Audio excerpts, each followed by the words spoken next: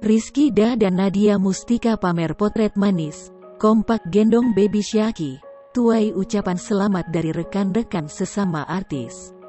Setelah drama hingga isu keretakan rumah tangga menerpa, Rizkydah dan Nadia Mustika belakangan tampak akrab kembali. Bahkan kini keduanya sudah tak segan lagi untuk membagikan foto kebersamaannya. Hal tersebut terlihat dalam unggahan di akun Instagram milik Rizkydah.